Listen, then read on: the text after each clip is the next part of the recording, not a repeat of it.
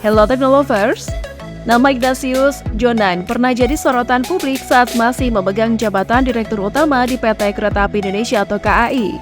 Prestasinya saat memegang jabatan tersebut membuat Presiden Jokowi melirik kinerjanya. Dirinya pun ketika itu langsung diminta untuk masuk kabinet kerja di bawah Presiden Joko Widodo. Namun di putaran kedua Jokowi, namanya pun tidak masuk dalam list bagi-bagi jabatan di kelompok kerja Jokowi Ma'ruf.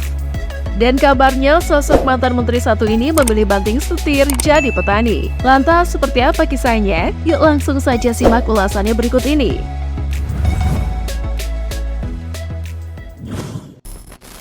Profil Ignatius Jonan sering dipanggil Jonan. Ia lahir pada tanggal 21 Juni 1963 di Singapura. Karir Jonan terbilang sukses setelah lulus dari Fakultas Ekonomi dan Administrasi Bisnis, jurusan Akuntansi Universitas Airlangga atau Unair, Surabaya. Beliau melanjutkan studinya di Fletcher School, Tufts University, USA. Namanya ramai diperbincangkan publik saat menjadi pemimpin PT Kereta Api Indonesia atau KAI di usia 46 tahun.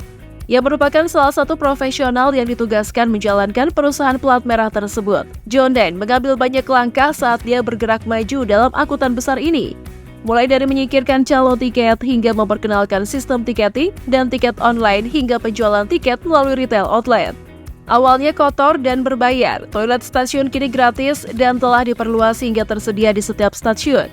Kereta api yang belum memiliki AC sudah dilengkapi dengan AC dan tunduk pada kebijakan larangan merokok untuk menjamin kenyamanan dan keselamatan penumpang. Keberhasilan lainnya, selama menjadi Direktur Utama di PT Kereta Api Indonesia, Jonan sukses membawa keuntungan pada tahun 2009 sebesar 154,8 miliar rupiah. Dibanding setahun sebelumnya mengalami kerugian 83,5 miliar rupiah. Bahkan pada tahun 2013, perusahaan kereta api ini telah mencatatkan keuntungan sebesar 560,4 miliar rupiah.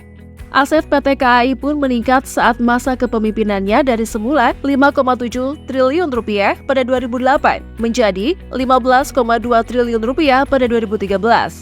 Sebelum sukses di PT KAI, Jonan sudah punya pengalaman menjadi direktur pada usia 36 tahun di Citibank. Dari sana, dia menjadi Direktur Utama PT Bahana Pembinaan Usaha Indonesia atau Persero dan kembali lagi ke grup Citibank. Waktu itu, Jonan dikenal sosok muda yang cerdas dan profesional. Jonan mengikuti prinsip profesionalisme ini hingga Presiden terpilih Jokowi mengangkatnya sebagai Sekretaris Perhubungan di pemerintahan Partai Buruh 2014 hingga 2019.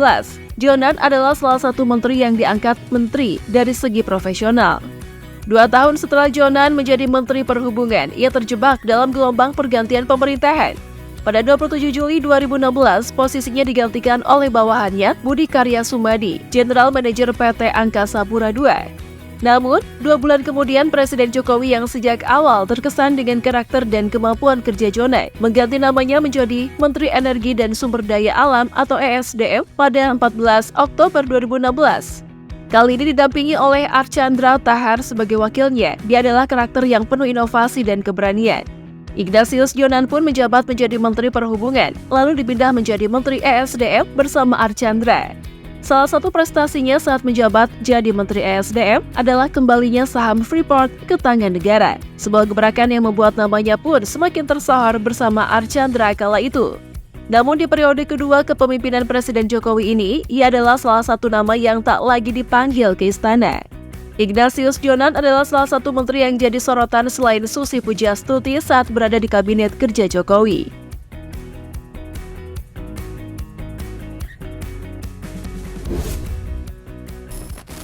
Kabarnya kini. Nah, selepas tak menjabat sebagai pejabat ataupun menteri, kini Ignatius hanya berada di rumah. Kediamannya yang berada di tengah ibu kota membuatnya tak memiliki lahan yang cukup. Tapi hal itu bisa disulap oleh mantan kepala PT KAI tersebut menjadi lahan untuk bercocok tanam. Tak lagi disibukkan dengan urusan negara seperti aktivitasnya dulu baik sebagai pejabat perhubungan maupun menteri. Kini Ignatius Jonan beralih profesi. Ia memilih untuk menjadi petani. Meski tak memiliki lahan yang luas, apalagi dirinya tinggal di kota Jakarta yang telah penuh dengan kepadatan rumah-rumah penduduk dan perkantoran. Keadaan tersebut tidak membuatnya menyerah karena Jonan, sapaannya, lebih memilih menggunakan metode hidroponik untuk menanam sayuran. Kini, ia mengisi waktu luangnya dengan bercocok tanam di rumah, apalagi pada saat work from home alias pandemi COVID-19 2019 lalu. Diketahui, Jonan sudah beberapa tahun ini bercocok tanam di rumahnya dengan hanya bermodalkan pipa paralon yang ia lubangi sendiri sebagai tempat menanam sayur.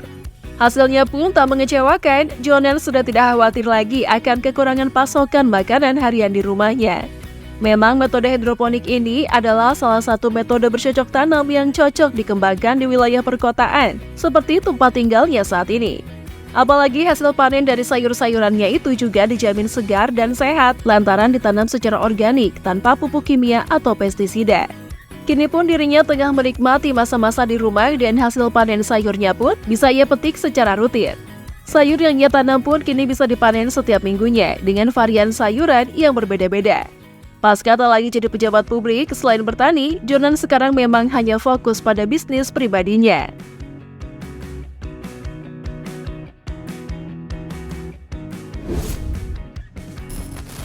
Harta kekayaan. Kalau ngomongin sosok publik, kurang lengkap rasanya kalau tidak membahas soal jumlah kekayaannya. Nah, Ignatius Jonan terakhir melaporkan harta kekayaan ke KPK pada tahun 2018. Dia melaporkan total kekayaan untuk periode 2017 yang mencapai 73.744.220.245 rupiah. Harta sebesar itu terdiri dari beberapa aset seperti tanah dan bangunan, kendaraan, kas, dan surat berharga. Selain itu, Ignatius Jonan juga memiliki aset berupa tanah dan bangunan, memang pilihan yang sangat bijak. Ignatius Jonan menurut LHKPN memiliki tanah dan bangunan yang luas di Jakarta dan Surabaya. Berapa luasnya? Tanah dan bangunan seluas 348 meter persegi per 210 meter persegi di Jakarta Selatan senilai Rp5.873.940.000. Tanah dan bangunan seluas 779 meter persegi per 400 meter persegi di Jakarta Selatan senilai Rp16.675.555.000. Tanah dan bangunan seluas 291 meter persegi per 150 meter persegi di Surabaya senilai Rp1.662.645.000. Tanah dan bangunan seluas 230 meter persegi per 120 meter persegi di Jakarta Selatan senilai Rp3.694.110.000. Tanah dan bangunan seluas 180 meter persegi per 100 meter persegi di Jakarta Selatan senilai Rp3.887.500.000. Tanah dan bangunan seluas 380 meter persegi per 250 meter persegi di Jakarta Selatan senilai Rp7.630.945.000. Tanah dan bangunan seluas 335 meter persegi per 443 meter persegi di Surabaya senilai Rp2.478.413.000. Dan semua harta tanah dan bangunan tersebut didapatkan dari penghasilannya sendiri. Seperti di negara-negara lain, mobil mewah sepertinya memang telah menjadi tunggangan wajib para pejabat pemerintahan, termasuk yang dimiliki Ignatius Jonan. Dan menurut laporan kekayaannya pada tahun 2017, Jonan tidak memiliki banyak mobil, hanya 3, tapi mewah semuanya. Harganya di atas 500 juta rupiah dan nyaris menyentuh 1 miliar rupiah per unitnya. Apa sajakah itu? Yang pertama adalah Mercedes-Benz ML250 2014. Mobil ini merupakan seri SUV andalan Mercy dengan kapasitas 2143 cc. Bodinya memiliki garis horizontal yang memberikan kesan maskulin dan elegan dari luar. Mobil mewah Jonan dibanderol dengan harga 700 juta rupiah. Kedua, Mercedes-Benz S350 buatan tahun 2013. Selain SUV, Jonan juga punya sedan Mercy. Tipe ini merupakan mobil kelas atas. Biasanya digunakan oleh para pengusaha, harganya sekitar 990 juta rupiah. Dan terakhir, Toyota Land Cruiser 2014. Toyota Jeep andalan Jonan dibanderol dengan harga 950 juta rupiah.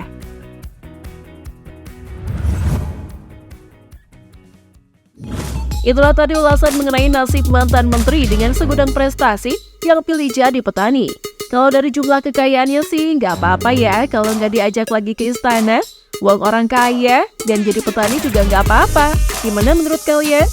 Oke, sebelum meninggalkan halaman, jangan lupa like, comment, dan share video ini. Thanks for watching and see you!